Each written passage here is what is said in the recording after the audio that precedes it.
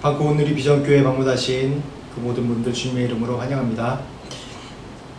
이번 주에 광고 있습니다. 이번 주에 내일부터 시작해서 또 여기 옆에 카페 공사를 마무리하려고 합니다. 내일 우리 양덕훈 신미숙 사모님이 도성사님이 오셔서 여기 지금 이 교회 창문들이 많은데 유리창이 많아요. 저 입구서부터 시작해서. 그래서 그곳을 다 이제 썬틴지로 좀 하고, 또 옆에 좀 지난번에 이제 그 고천교에서 자문을 모였을 때 그 전문가한테 보여주니까 또 한국에서 오신 분들이 또 카페에 대한 또 카페를 하셨던 분들이에요. 그 센스가 있어서 그런지 보고 어느 정도 거의 다 완성됐고 소품이나 나머지 마무리만 하면 되겠다고, 그래서 용기를 내서 이제 이번 주 다음 주까지, 이번 주 내로 웬만하면 좀 이렇게 장식하고 그러는 거, 인테리어하고 그러는 거 간단하게 하는 거 다 좀 끝내려고 합니다. 그래서 기도해 주시고 이 공간이 쉼과 만남의 공간으로 그런 목적에 맞게 잘 꾸며질 수 있도록 기도해 주십시오. 그리고 8월 마지막 주부터 토요일 날 이제 10시부터 태권도 클래스를 하려고 합니다. 우리 방구 오늘이 비전교회에 믿지 않는 성도들이 올 수 있는, 그렇게 교회 문을 접근할 수 있는 그 전도의 문이 열릴 수 있도록, 그래서 이 카페 공사도 빨리 마무리 지려고 하는 겁니다. 8월 마지막 주 우리 그 태권도 클래스 할 때 또 부모들이 같이 오면 혹시 기다릴 때 여기서 같이 볼 수 있게, 만날 수 있게 하려고 하는 겁니다. 그리고 계속해서 저희 비전을 위해서 기도해 주십시오. 라차파 대학의 태권도 클래스를 이제 열려고, 그래서 비자를 진행하려고 하는데 아마 이번 주 정도에 그 역할을 해주시는 우리 양덕훈 목사님이 그 라차파 대학 관계자를 아마 만날 것 같습니다. 그래서 이 비자 일이 빨리 진행돼서 좀 제가 비자 받고 우리 둘이 좀 안정된 비자로, 아직 선교사 비자가 가장 안정되지만 그래도 먼저 그 전에 좀 비자를 받아서 중간에 나가지 않고 또 계속 예배 드릴 수 있도록 위해서 좀 기도해 주십시오. 저희 방구 오늘이 비전교회 주보에 나온 길 제목으로 계속 기도해 주시기 바랍니다. 찬송가 분장하시겠습니다. 찬송가 354장 주를 앙모한 자 올라가 찬양하시겠습니다. 주를 앙모하는 자 올라가 독수리같이 모든 싸움 이기고 근심 걱정 벗은 후 올라가 독수리같이 주 앙모하는 자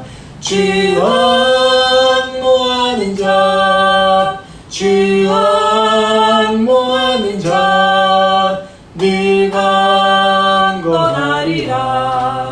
주를 앙모하는 자 걸어가 고단치 않네. 길을 잃은 양떼를 둘을 찾아다니며 걸어가 고단치 않네. 주 앙모하는 자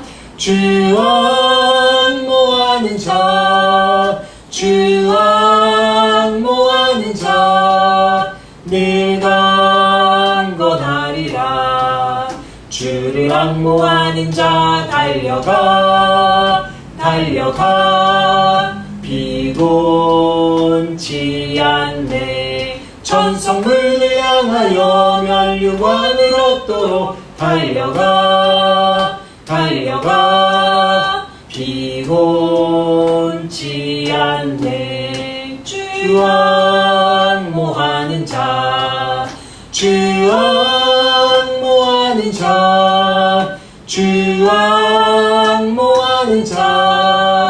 늘 강건하리라. 주를 앙모하는 자 올라가 독수리같이 은혜 안에 뛰놀며 주의 영광 보리라. 올라가 올라가 독수리같이 주 앙모하는 자 주 앙모하는 자 주 앙모하는 자 늘 강건하리라. 아멘. 오늘 한국교회에서 같이 기도하겠습니다. 하나님 아버지 감사합니다. 우리에게 늘 은혜를 주시고 또 이 땅에 살면서 삶을 살 수 있도록 늘 풍성하게 공급해 주시고 채우셔서 감사합니다. 하나님, 이 우리의 삶, 우리의 가진 모든 것 다 주님의 것입니다. 그래서 지금 이 시간에 우리가 주님의 균에 봉헌하는 마음으로, 헌신하는 마음으로 우리의 작은 예물을 드립니다. 이 작은 예물이 작은 예물로 묻히는 것이 아니라 우리 삶을 전체를 드리며 주님 앞에 모든 것 드리는 삶이 될 수 있도록 은혜를 부어주옵소서. 이 작은 예물로 인해서 이 교회 그뿐만 아니라 또한 우리 이웃과 또 이 태국과 열방이 풍성해질 수 있도록 하나님 이 헌금 또한 주님 사용하여 주옵소서. 감사드리고 축복하며 예수님 이름으로 기도합니다. 오늘 말씀 보겠습니다. 말씀은 요한복음 11장 1절에서 11절까지 말씀입니다. 부활은 지금도 일어나고 있다라는 제목으로 말씀을 나누겠습니다. 11장 1절부터 11절 말씀 한 절씩 교독으로 읽겠습니다. 어떤 병자가 있으니 이는 마리아와 그 전에 마르다의 마을 베다니에 사는 나사로라. 이 마리아는 향유를 주께 붓고 머리털로 주의 발을 닦던 자요 병든 나사로는 그의 오라버니더라. 이에 그 누이들이 예수께 사람을 보내어 이르되 주여 보시옵소서 사랑하는 자가 병들었나이다 하니 예수께서 들으시고 이르시되 이 병은 죽을 병이 아니라 하나님의 영광을 위함이요 하나님의 아들이 이로 말미암아 영광을 받게 하려 함이라 하시더라. 예수께서 본래 마르다와 그 동생과 나사로를 사랑하시더니 나사로가 병들었다 함을 들으시고 그 계시던 곳에 이틀을 더 유하시고 그 후에 제자들에게 이르시되 유대로 다시 가자 하시니 제자들이 말하되 라피여 방금도 유대인들이 돌로 치려 하였는데 또 그리로 가시려 하나이까.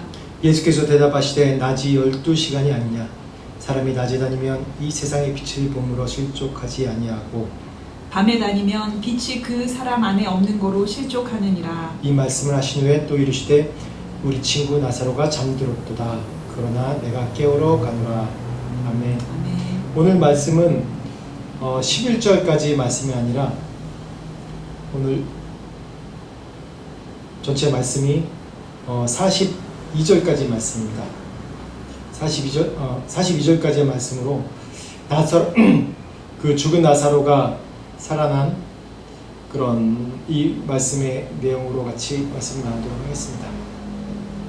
오늘 이 11장 요한복음 11장의 말씀을 하는데 1장부터 12장까지 말씀이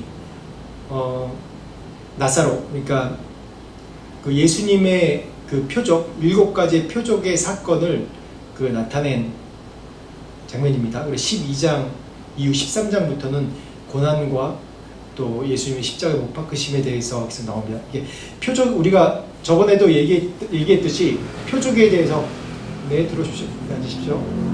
표적에 대해서 얘기할 때 예수님의 표적이 있습니다. 예수님의 표적은 모든 것이 십자가로 향할 때 그것이 우리가 표적이라고 얘기합니다. 표적과 이적은 다르게 되어 있죠. 이적은 이적은 여러 가지 기적과 사건들에 대해서 말하고 있지만은 표적은 그 모든 것이 십자가로 향할 때 나타나 있는 것입니다. 오늘 말씀 요한복음 11장 말씀에 보면 죽은 나사로가 살아난 장면을 통해서 예수님께서 어떻게 우리에게 부활에 대해서 말씀하시는지에 대해서 얘기하고 있습니다. 1장부터 12장, 요한복음 1장부터 12장까지 보면 7가지의 표적이 나옵니다. 표적이 뭐라고 그랬죠? 기적과 표적이 다릅니다. 기적은 어떠한 사건이 기적적으로 이적적으로 일어나는 것이 이적이라고 하고 표적은 모든 것이 하나로 맞춰져 있죠. 십자가의 사건. 십자가의 사건으로 다 맞춰져 있는 것이 표적입니다. 그래서 신학적으로 얘기할 때 요한복음 1장부터 12장까지 7가지의 표적이 나타나는데 첫 번째 표적은 2장 말씀에 가나안 혼인잔치가 있고요. 그리고 두 번째는 그 신하의 신하 아들의 병을 고친 사건이 있고요. 그리고 5장에 보면 38년 된 병자를 고친 사건이 있습니다. 그리고 우리가 다 아시듯이 6장에 보면 오병이어의 기적의 사건이 있고요. 또 6장에 또 물 위를 걸으신 사건이 있고, 또 9장에 소경의 눈을 고친 사건이 있습니다. 그리고 11장 오늘 말씀에 죽은 나사로를 살리신 그런 표적이 있습니다. 이 표적이 무엇이냐면, 이 표적들 하나하나를 통해서 그 메시지가 있는데, 요한복음에 좀 약간 신학적으로 얘기하면 에고 에임이란 그 나는 뭐뭐다, 나는 누구다라고 예수님이 자신이 어떠한 존재인지에 대해서 나타내시는 것입니다. 그래서 그 표적의 첫 번째 표적부터 6번째까지 표적을 보면 사람의 몸을 치유하고요, 또 뭐 자연현상으로 또 기적이 일어나는 것을 볼 수 있고, 무리를 걷는 현상이 있지 않습니까? 그리고 시 공간을 초월해서 예수님께서 나타나신 것, 그리고 우리가 떡과 오병이의 기적을 보면 우리가 먹는 것에 우리의 삶이 있지 않다는 것에 대해서 말씀하십니다. 근데 마지막으로 7번째 기적에 보면 우리의 육신적인 것에 대해서 얘기합니다. 삶과 죽음에 대해서 얘기하고 있습니다. 그래서 나사로의 표적을 통해서 말씀하고자 하시는 것은 제가 처음에 이제 말씀드렸듯이 부활입니다. 우리가 삶과 죽음이 우리에게 있는 것이 아니라 하나님께 있고 모든 것 초월에 있다는 것을 말씀해 주시려고 하신 것이고, 또 그 표적이 어디에 향해 있냐면 예수 그리스도의 십자가의 죽으심으로 향해 있는 것입니다.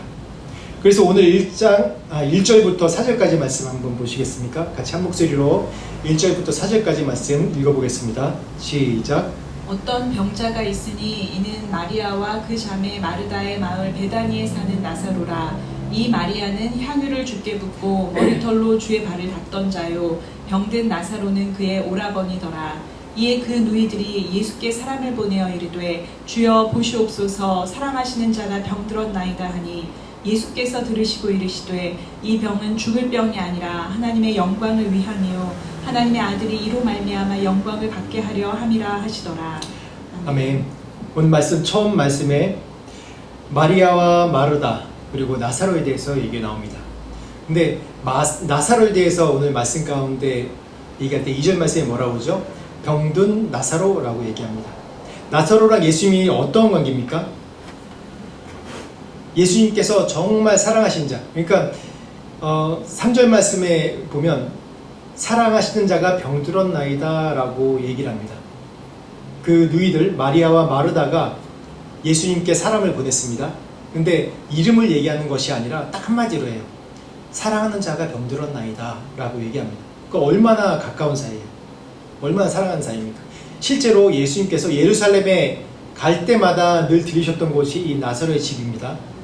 그리고 우리가 또 성경에서 또 얘기했듯이 여기서 나오죠. 이 마리아와 마르다인데, 마리아가 누굽니까?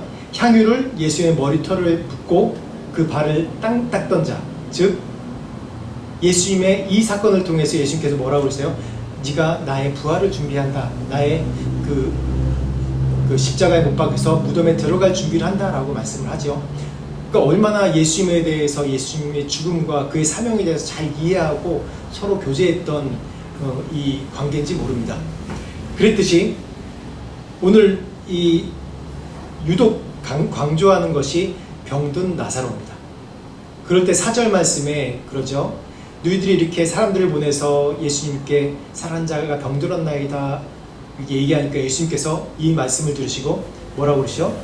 노란 줄로 했죠. 죽을 병이 아니라. 첫째는 이건 죽을 병이 아니라고 그래요. 분명히 병들었다고 얘기했고 이 위급한 상황이기 때문에 사람들을 보냈겠죠. 예수님께서 오시면 고침받을 수 있으니까. 왜냐하면 예수님께서 실제로 그런 기적을 계속 행하시는 분이시니까. 근데 예수님께서 두 가지로 말씀하세요. 첫째는 죽을 병이 아니라, 그리고 두 번째 뭐죠? 이 병을 통해서 어떻게 해요? 하나님의 영광을 위함이라. 즉 하나님의 아들이 이로 말미암아 영광을 받게 하려 함이라 라고 얘기를 합니다. 그랬을 때 보면 그 다음 절 한번 볼까요? 5절 6절 말씀 한번 읽어보겠습니다. 5절 6절 말씀 시작. 예수께서 본래 마르다와 그 동생 나사로를 사랑하시더니 나사로가 병들었다 함을 들으시고 그 계시던 곳에 이틀을 더 유하시고. 네, 여기서 좀 이상한 장면이 나와요. 예수께서 본래 마르다와 그 동생과 나사로를 사랑하시는데 정말 사랑하는 자라고 예수님께서도 그렇게 사람들이 알고 있고 예수님도 정말 사랑합니다. 그런데 나사로가 병들었다함을 들으시고 그 계시던 곳에서 이틀 더 유했다고 했어요. 좀 말이 안 맞죠? 예수님께서 정말 사랑하시는 자 나사로인데 나사로가 병들었다 함을 보고 위급한 상황이지 않습니까? 사람을 보내서 예수님을 청할 정도면 정말 위급한 상황입니다. 근데 뭐라고 그러죠? 그 계시던 곳에서 이틀을 더 유한다고 그래요. 어떻게 보면 참 이상한 얘기입니다. 우리 기본 상식적으로 정말 사랑하는 자가 아프다 그러면 지금 어떡합니까? 모든 것을 다 내팽개치고 지금 시대 같으면 내가 갈 수 있는 최대한 빠른 걸로, 지금 방콕 같으면 오토바이를 잡아 타고 가겠죠? 트래픽 잼에도 이제 걸리지 않으니까 오토바이 잡아 타고 갈 겁니다. 그런데 예수님께서 뭐라고 그래요? 이틀을 더 유하셨다고 그랬어요. 이틀을 더. 다 하시고. 어떻게 보면 좀 잔인한 얘기 같지만은 예수님께서 나사로가 죽기를 기다리신 것 같아요. 어떻게 보면 굉장히 잔인한 얘기 같지만 실제로 그렇지 않습니까? 왜 이렇게 나사로가 심각한 병에 걸려서 그 누이들이 예수님께 병들었다고 청했는데 그 얘기를 들으시고 이틀을 더 유하실까요? 그렇다면 7절 말씀 한번 볼까요? 7절부터 10절 말씀 계속 이제 연이어서 나옵니다. 같이 읽어보시겠습니다. 시작. 그 후에 제자들에게 이르시되 유대로 다시 가자 하시니 제자들이 말하되 랍비여 방금도 유대인들이 돌로 치려 하였는데 또 그리로 가시려 하나이까.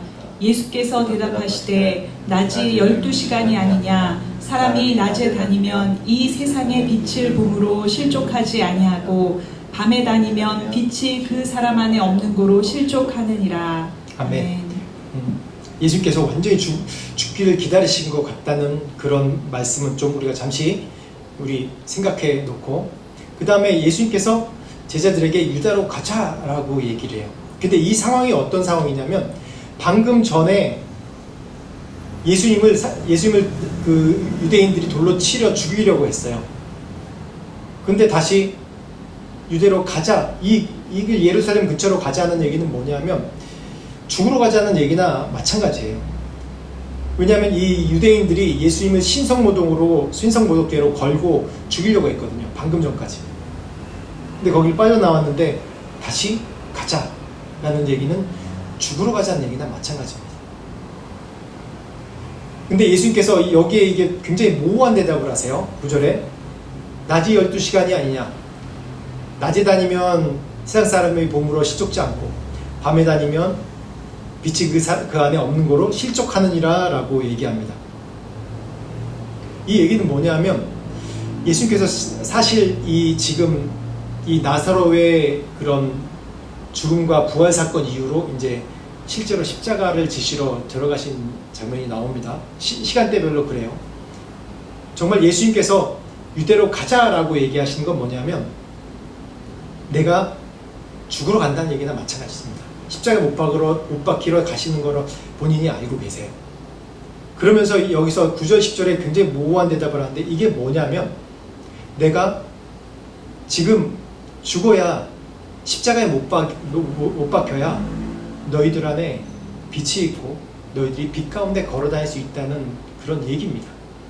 굉장히 모호한 얘기로 들리지만, 그래서 예수님은 이때 이 나사로의 그런 유대로 가는 나사로를 부활시키는, 죽음에서 부활시키는 장면 이후로 예루살렘으로 가심으로 인해서 그 부활을, 십자가의 고난과 부활을 완성하시는 사건이 우리 최종적으로 나오죠.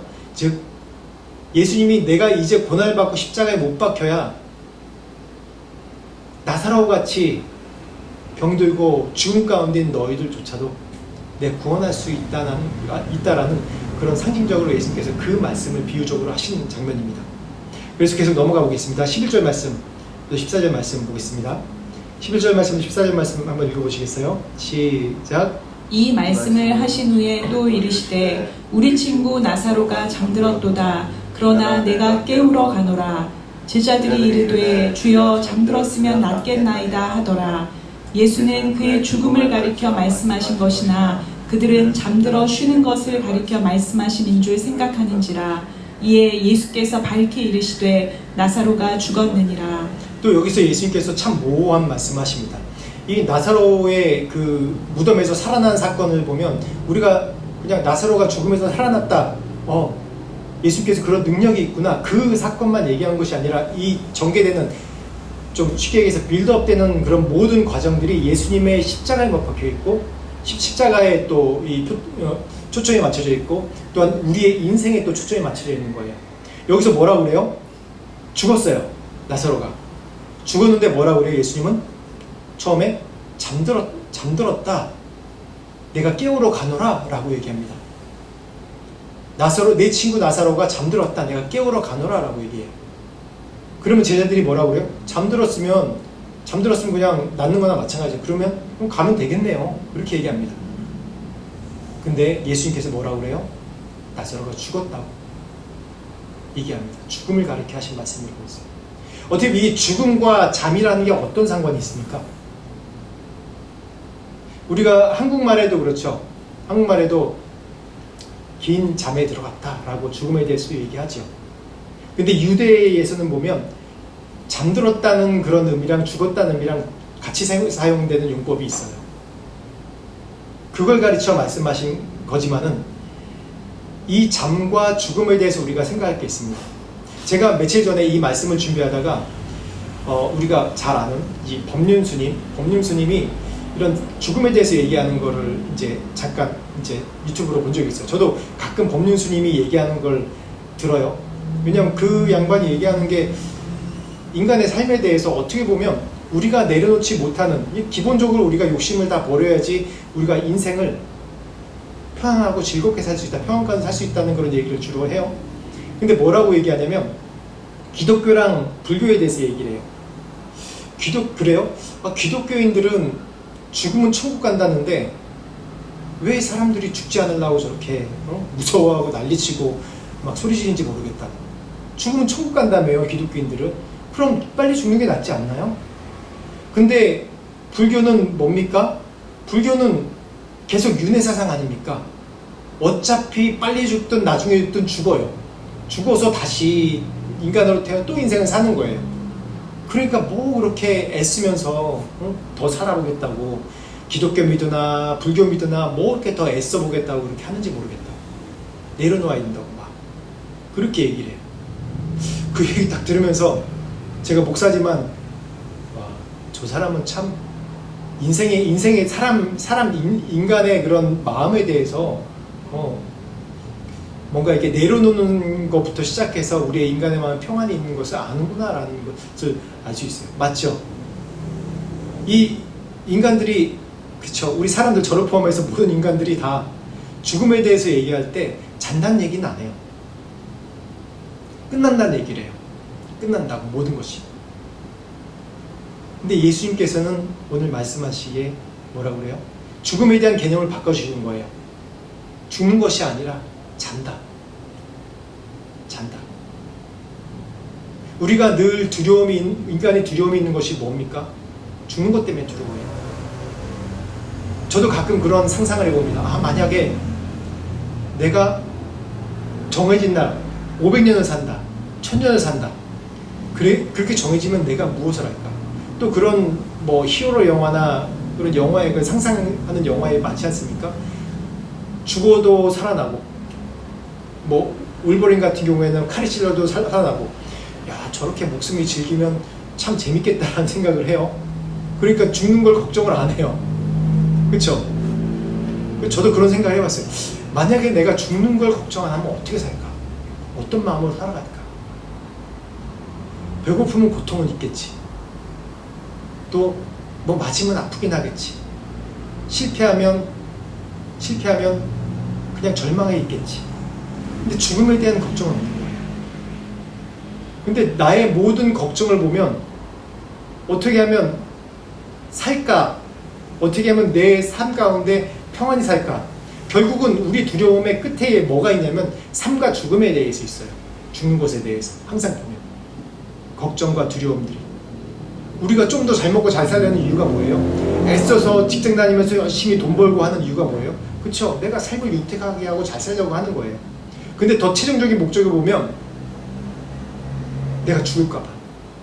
돈 못 벌고 안 되고 그러면 굶어 죽고 더 가난 생활을 살고 가난 생활을 살게 되면 계속 끊임없이 부정적인 생각이 계속해서 파고 들어가는 거예요. 결국은 뭐예요? 죽는 거예요. 삶과 죽음의 문제예요. 우울증이 왜 오는 겁니까? 결국은 파고 들어가다 보면 삶과 죽음의 문제예요. 그렇기 때문에 우울증이 더 깊어지면 어떤 현상까지 가요? 자살까지 가잖아요. 그걸 자기가 선택하잖아요. 자살까지. 왜 자살을 해요? 죽지 않는데요. 왜 자살을 해요? 만약에 영원히 산다면 어떻겠습니까? 그렇다고 우리 인간이 죄인이기 때문에 달라지는 건 없는 것 같아요. 영원히 산다고 그래도 계속 그 안에 희노애락이 있고 고통과 고난이 더 많겠죠. 근데 많은 부분이 달라질 것 같아요. 죽음에 대해서 두려워하지 않는. 근데 오늘 이 말씀이 예수님께서 잔다라고 하신 말씀이 뭐냐면 이 죽음에 대해서 가르쳐 말씀하시는 거예요. 너희가 죽음으로써 영원히 끝나는 것이 아니라 자는 것이다.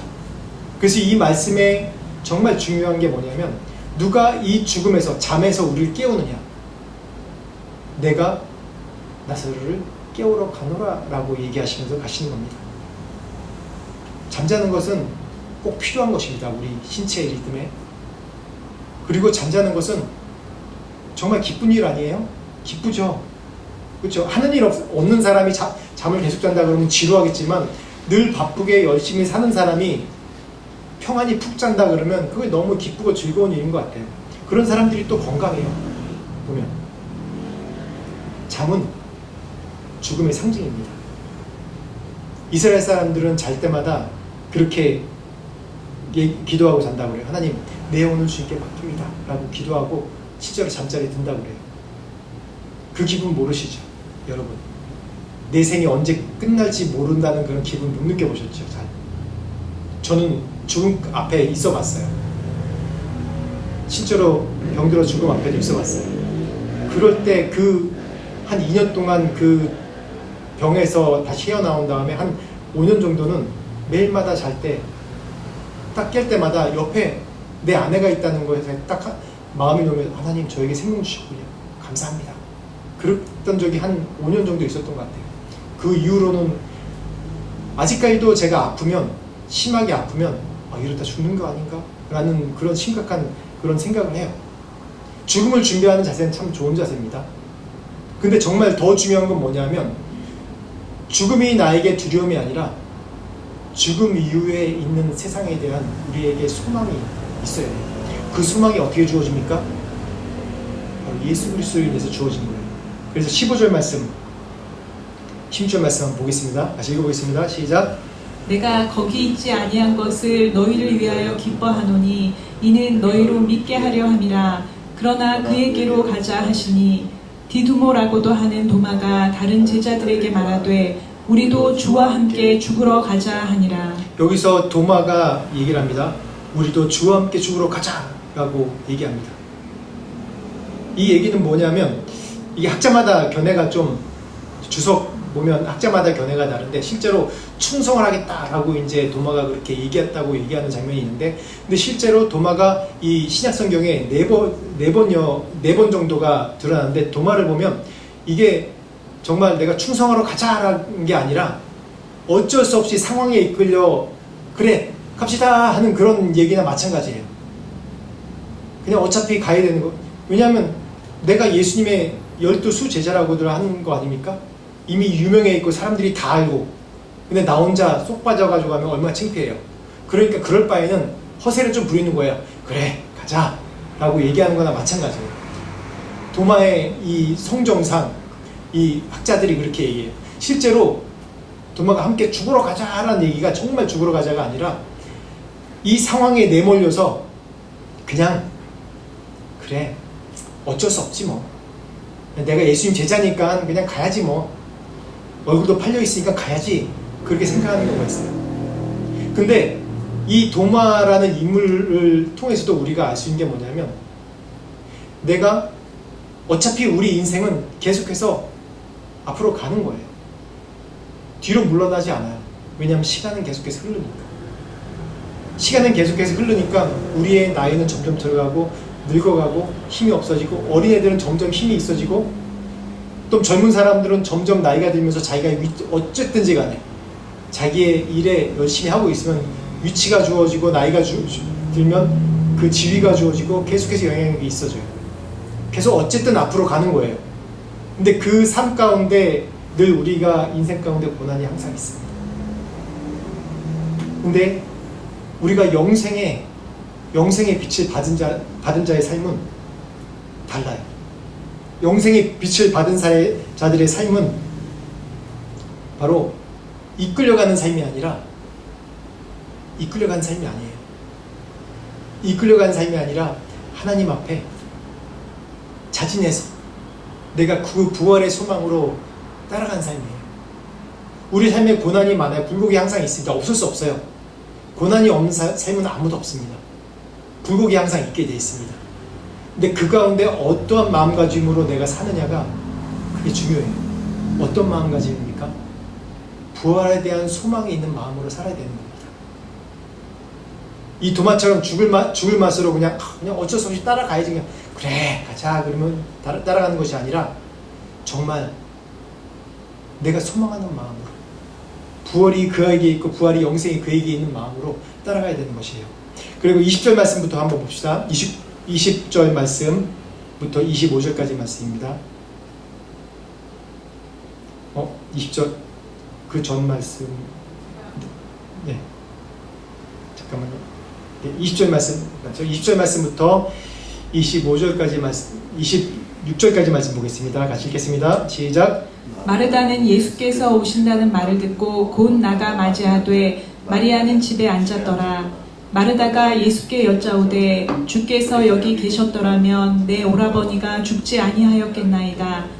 그러나 나는 이제라도 주께서 무엇이든지 하나님께 구하시는 것을 하나님이 주실 줄을 아나이다. 예수께서 이르시되 내 오라비가 다시 살아나리라. 마르다가 이르되 마지막 날 부활 때에는 다시 살아날 줄을 내가 아나이다. 예수께서 이르시되 나는 부활이요 생명이니 나를 믿는 자는 죽어도 살겠고 무릇 살아서 나를 믿는 자는 영원히 죽지 아니하리니 이것을 내가 믿느냐. 아멘. 22절 말씀 보면 예수님께서 오신다는 말을 들었어요. 그런데 마르다는 막 맨발 걷고 막 나갔는데 마리아는 집에 가만히 앉아있어요. 이 상황을 보면 좀 쉬운 말로 삐진 거예요. 그렇죠? 마르다 마리아가 삐졌어요. 저 같아도 삐질 거예요. 내가 정말 사랑하는 사람이고 아끼는 사람이고 정말 나를 누구보다 사랑하는 예수님인데, 항상 올 때마다 예루살렘 올 때마다 우리 집에서 머물러 주무시고 항상 그런 분인데, 내가 사람에게 전가를 보내서 우리 오라비가 죽겠다고 오라고 했는데 그것도 그 오라비가 다 죽어서 사흘이 다 지나서 오신 거예요. 그러면 뭐 보고 싶겠습니까? 예수님이 그 능력이 있는지 아는데, 예수님께서 오셨으면 살아날 줄 아는데, 그래서 마르다가 막 뛰어갔어요. 그러면서 그렇죠. 21절 말씀에 주께서 여기 계셨더라면 내 오라버니가 죽지 아니하였겠나이다. 그러나 나는 이제라도 주께서 무엇인지 하나님께 구하시는 것을 하나님이 주실 아나이다. 그래도 참 믿음이 있습니다. 마르다는 예수께서 이르시되 뭐라고요? 내 오라비가 다시 살아나리라. 마르다가 이르되 뭐라고요?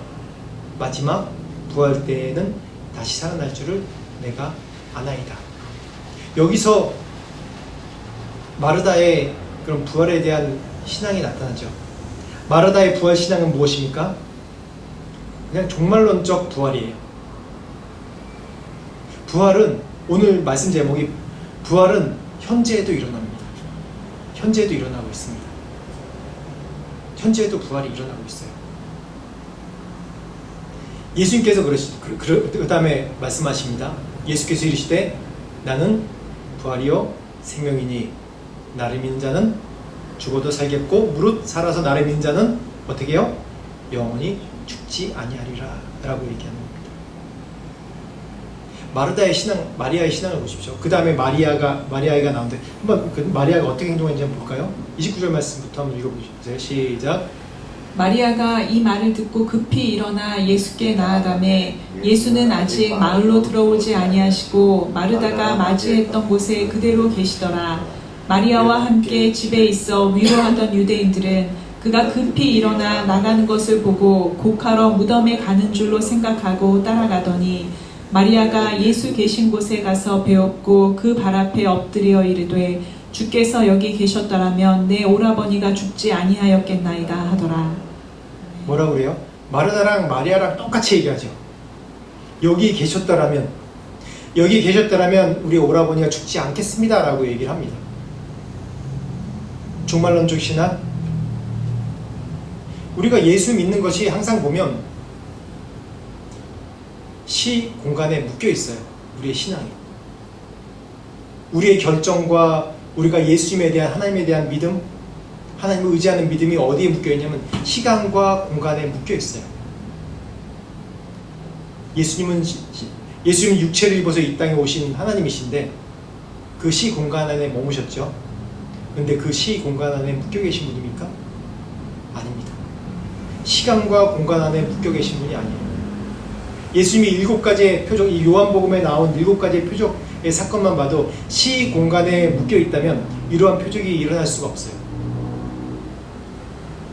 근데 마지막 부활에서 이 마르다와 마리아에게 이런 사건을 일어나게 한 것을 방치해 둔 것 같은 그렇게 한 것은 뭐냐면 너의 신앙이 시 공간에 묶여있는 신앙이 아니어야 된다는 것을 보여주시기 위해서. 예수님은 마르다, 마리아, 나사로를 사랑하세요. 이 사랑하는 자에게 주고 싶으신 것이 있어요. 근데 인간은 이해를 못합니다. 왜냐? 시 공간에 묶여있기 때문에. 물론 마르다가 할 수 있는, 우리가 인간이 고백할 수 있는 최대한 고백을 해요. 나는 이제라도, 22절에 이제라도 주께서 무엇인지 하나님께 구하는 것을 주실 줄 아나이다 라고 정말 신실하게 고백합니다. 근데 그 믿음이 실제로 지금 주실 수 있는 믿음이라고 고백하는 겁니까? 아니에요. 마지막 날 부활 때 이미 나사로 죽어서 한 사흘 됐는데, 썩어서 냄새나는데 이제는 죽었으니까 됐고, 그래도 예수님 내가 사랑합니다. 나사로 죽었지만 그때 다시 부활할 줄 내가 믿습니다 라고 신앙 고백해요. 이 정도 신앙이라 정말 좋은 신앙이죠. 너무 좋은 신앙이에요. 근데 우리의 신앙이 여기에 머물러 있어요, 항상. 그렇기 때문에 우리의 믿음이 기적을 체험하지 못하는, 우리의 감정이 기적을 체험하지 못하는 거예요. 저희가 우리 애들이 셋이 있는데 다 지금 이제 장성에서 한국에 가서 학교 다니고 있습니다. 근데 애들이 자랄 때 보면 같은 배에서 하는데 세 애들 다 성격이 다 달라요. 그 중에서 우리 첫째 아들, 막내 아들, 이제 둘째가 딸인데 첫째 아들, 막내 아들이 참 성격이 너무 달라요. 다른데 굉장히 또 서로 의지하고 친해요. 첫째가 한 번은 우리 센터에 이제 선교사님 이모라고 있어요. 이모가 선교사님이 있어요. 여자 선교사님이 너희들 이번 시험 잘 보면 90점 이상 맞으면 내가 크록스 사줄게 라고 애들한테 독려하면서 공부하게 하려고 독려하면서 했어요. 근데 첫째랑 막내가 그렇게 다르게 얘기하는데, 첫째는 늘 되지 않을 것 같은데도 뭐 늘 긍정적으로 소망하면서 해요. 근데 막내는 얘가 굉장히 현실적이에요. 근데 자기가 지금 공부해서 90점 못 맞을 것 같아. 그러니까 내기하자고, 그 이모가 내기하자고 했거든요. 만약에 한다고 그러면 내가 크록스 사줄게. 아니면 뭐 그렇게 내기를 하자고 그래요. 근데 첫째는 그냥 해요. 근데 막내는 안 한다고 그래요. 제가 90점 못 맞을 것 같아서. 근데 막내가 공부를 잘했거든요. 근데 90점 못 맞을 것 같다고. 현실적으로 자기 따져보니까. 근데 결국은 첫째가 90점을 못 맞았는데 그냥 이뻐서 크록스를 사주고, 막내는 사달라고 안 해서 이모가 안 사줬어요. 옆에서 야, 이모가 그런 게 아니야, 사줄 거야, 빨리 이모한테 얘기해, 90점 맞겠다고, 공부 열심히 하라고 그런 거야. 근데 안 해요. 왜 제가 이 말씀을 하냐면 우리는 스스로 똑똑하다고 여기는 사람들이 많아요. 내 계획이 어느 정도 완전하고 내 신앙의 단계도 믿음의 단계도 이런 식으로 가는 게 맞다고 생각하는 게 많아요. 근데 하나님은 예수님 그 이상을 주시는 분이고 영원을 주시는 분인데 우리 신앙은 이 마르다의 고백처럼 예수님께서 마지막 날에 이 나사로가 부활 때 살아날 것입니다. 그 정도 신앙이 시간과 공간에 묶여있는 것. 그래서 우리가 나의 생각과 나의 계획과 나의 지혜를 다 내려놓아야 된다는 얘기가 뭐냐면 우리의 계획과 우리의 지혜는 이 시 공간 안에 머물러 있는 생각과 지혜이기 때문에 더 이상 선한 것이 나올 수 없어요. 우리 안에 더 이상 영원한 것이 나올 수 없습니다. 그 한계예요. 어쩔 수 없어요. 1차원을 보는 눈과 2차원을 보는 눈과 3차원을 보는 눈과 4차원을 보는 눈이 전혀 이해관계가 다르듯이 우리는 어쩔 수 없어요. 어떻게 보면 이 지면 속에 있는 이 글자 이 1차원밖에 못 보는 게 우리의 한계예요. 하나님은 3차원, 4차원, 11차원을 갖고 계신 분인데 과학적으로 얘기하면 그래서 하나님 앞에 그냥 인정하고 나가야 돼. 하나님 전 지혜가 없습니다. 인도해 주세요. 순종하겠습니다. 하나님은 영원을 주시는 하나님입니다. 그래서 말씀 33절 한번 말씀 보겠습니다. 시작.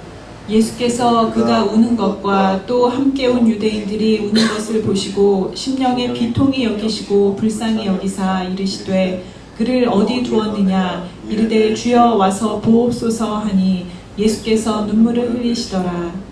이렇게 예수님이 사랑하는 자 마리아 마르다의 슬퍼하는 장면을 보면서 마르다에게 내가 무엇인지 할 수 있는 것을 믿느냐 얘기했을 때 그렇습니다. 하나님께 구하면 뭐든지 할 수 있습니다.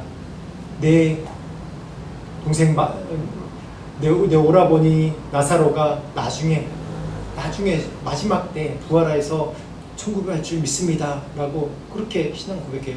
예수님은 그거 아닌데 우리는 결과를 알고 있기 때문에 마르다와 마리아가 고백한 게 답답하게 느껴지지만 그들의 입장에서 최선을 다해서 고백한 거예요. 그래서 예수님께서 이 눈물, 예수님의 눈물이 몇 번 안 나오는데 예수님의 35절에 눈물을 흘리시더라고요. 마르다와 마리아뿐만 아니라 거기에 있는 모든 사람들이 나사로가 죽은 것에 대해서 울고 있어요. 다.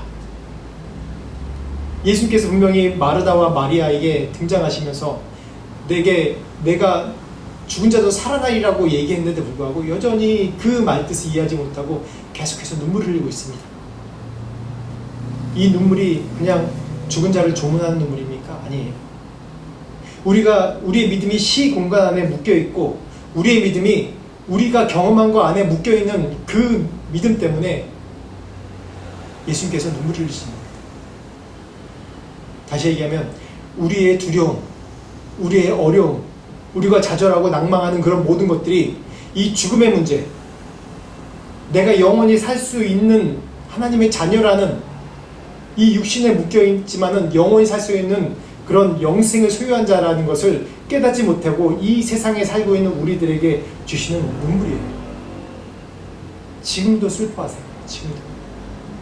저를 보면서도 지금도 눈물을 흘리고 기뻐하실 때도 있지만 눈물 흘릴 때가 많으세요. 현실에 좌절하고 현실에 묶여있고 믿음 있는 고백을 못하고 나에게 고난이 있는 것을 생각하면서 나는 왜 이렇지? 내 상황은 왜 이렇지? 내 인생은 왜 이렇게 항상 고난만 있지? 내가 왜 이걸 지금 보면 극복할 수 없을 것 같아요. 다 아무것도 길이 없어요. 인생이. 그렇지만 예수님께서 그 인생을 보시며 흘리는 눈물이에요. 내게 이 모든 것에 해결책이 있다. 내가 길이요 진리요 생명이다라고 얘기한 그것이 헛것이 아니라 내가 너의 모든 죽음뿐만 아니라 모든 문제도 감당할 수 있는 그 능력이 하나님이다라고 지금도 나에게 말씀하시는 겁니다. 우리의 시간과 공간과 우리의 경험에 묶여있는 나의 신앙을 좀 내려놓으십시오. 그리고 예수님을 바라보십시오. 예수님의 눈물, 그냥 조문하면서 눈물을 흘리는 눈물이 아닙니다. 그냥 죽은 사람 장례식 가서 조문하면서 눈물을 흘리는 것은 앞으로 육신으로서 만날 수 없기 때문에 흘리는 눈물이에요. 근데 예수님의 눈물은 이게 아니에요. 우리의 인생의 한계를 보시고 인생의 연약함을 보시고 흘리는 눈물이세요. 마지막으로 오늘 이 42절까지 말씀, 36절부터 42절까지 말씀 보겠습니다. 마지막 말씀입니다. 시작. 이에 유대인들이 말하되 보라 그를 얼마나 사랑하셨는가 하며 그중 어떤 이는 말하되 맹인의 눈을 뜨게 한 이 사람이 그 사람은 죽지 않게 할 수 없었더냐 하더라. 이에 예수께서 다시 속으로 비통히 여기시며 무덤에 가시니 무덤이 굴이라 돌로 막았거늘 예수께서 이르시되 돌을 옮겨 놓으라 하시니 그 죽은 자의 누이 마르다가 이르되 주여 죽은 지가 나흘이 되었음에 벌써 냄새가 나나이다. 예수께서 이르시되 내 말이 내가 믿으면 하나님의 영광을 보리라 하지 아니하였느냐 하시니 돌을 옮겨 놓으니 예수께서 눈을 들어 우러러 보시고 이르시되 아버지여 내 말을 들으신 것을 감사하나이다. 항상 내 말을 들으시는 줄을 내가 알았나이다. 그러나 이 말씀 하옵는 것은 둘러선 무리를 위함이니 곧 아버지께서 나를 보내신 것을 그들로 믿게 하려 함이니이다. 아멘. 아멘. 여전히 마르다는 무덤에서 돌을 옮겨 놓으라 하니까 벌써 죽어서 냄새가 납니다. 어쩔 수 없습니다 라고 포기하는 선언을 계속해요. 근데 여전히 예수님께서는 돌을 옮겨 놓으라고 말씀하십니다. 돌을 옮겨 놓을 힘이 없어요. 우리 인생에는 돌을 옮겨 놓을 힘이 없고 계속해서 고난으로 가고 이 헤어나올 수 없는 길로 가는 것 같아요. 그렇지만 그 인생 가운데 예수님만 붙들고 있으면 주님께서 하십니다. 주님께서 하십니다. 내가 예상하지 못하는 그런 모든 상황도 뚫고 나가게 하세요. 여러분들의 인생을 한번 바라보십시오. 내가 계획한 것대로 다 되는 인생도 있지만 계획하지 않았다고 해도 하나님께서 나의 인생을 더 좋은 길로 인도하신 것이 우리의 간증이리라 믿습니다. 우리에겐 영생이 있습니다. 영생의 소망은 뭐냐면 시간과 공간에 얽매이지 않은 믿음입니다. 4차원의 믿음이라고 조용히 목사님 얘기하시죠. 우리의 믿음은 이 세상에 얽매이는 내 경험과 시간과 공간 여기에 얽매이는 믿음이 아니라 영원한 것입니다. 거기에서 소망을 둘 때 그 눈으로 내 인생을 바라보십시오. 내게 있는 고난과 내게 있는 비전과 소망으로 바라보십시오. 그럴 때 하나님께서 나를 축복해 주시고 인도해 주시고 나의 지금 있는 고난과 상황을 브레이크트루 다시 얘기해서 뚫고 나가게 하십니다. 누가요? 예수님께서요. 무덤을 열으셨을 때 이제 다음 주에 다음 장면이 나오는데 무덤을 열 때도 힘겹게 옵니다. 이거 안 되는데 마르다. 죽은 지 사흘 돼서 냄새나서 안 되는데 냄새가 온 사방에도 퍼지는데 그런데도 열으려고 얘기하세요. 난 믿음 없는데 내가 뭐 할 수 없는데 그래도 예수님은 앞으로 나가라고 하세요. 나를 의지해서 나가라고 하세요. 그럴 때 내 삶 가운데 기적을 볼 것입니다. 내 삶 가운데 축복이 있을 겁니다. 같이 기도하겠습니다. 오늘 말씀 놓고 깨달은 바가 있으면 같이 한 목소리로 우리 기도하겠습니다. 하나님 아버지 감사합니다. 하나님 오늘 말씀을 통해서 하나님의 진리와 기적과 놀라운 일들을 말씀하셔서 감사합니다. 하나님 우리는 참으로 연약하여서 눈에 보이는 것 또 우리가 경험한 것을 의지할 수밖에 없는 감사합니다. 그렇지만 예수님은 우리에게 지금도 일어나 걸으라고 말씀하시고 지금도 우리가 믿음을 가지고 영원한 생명을 주시는 그런 예수님께서 지금도 우리에게 살아나게 하시고 지금도 부활하게 하신 하나님의 죽음 같은 우리 영혼을 부활하게 하신 하나님의 능력의 줄 믿사오니 하나님 의지합니다. 주님 우리의 연약한 믿음 다시 한번 주님께 드려오니 하나님 예수 그리스도의 죽음을 이기신 그 부활의 기적으로 우리의 삶을 그 능력으로 우리의 삶을 인도하시고 축복하여 주시옵소서. 하나님 능력으로 역사하여 주시옵소서. 역사하여 주시옵소서. 하나님 아버지 감사합니다. 오늘 말씀을 통해서 우리의 부활의 신앙이 이 세상에 머물러 있고 이 세상 종말에 끝나는 부활의 신앙이 아니라 현실에서도 우리의 삶 가운데 죽음 같은 우리의 영혼, 죽음 같은 우리의 소망 가운데 부활을 주시는 그건 예수님의 능력인 줄 믿습니다.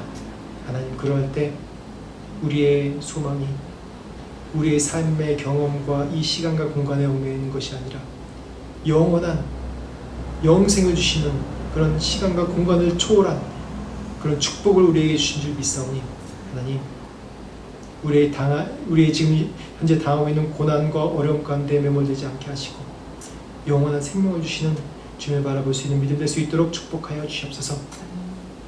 지금 우리 주 예수 그리스도의 은혜와 하나님 아버지의 무한하신 사랑과 성령님의 감화 감동 역사하심이 부활의 소망으로 주님을 찾고자 갈망하는 모든 자들에게 지금부터 영원토록 함께 하시기를 간절히 축원하옵나이다.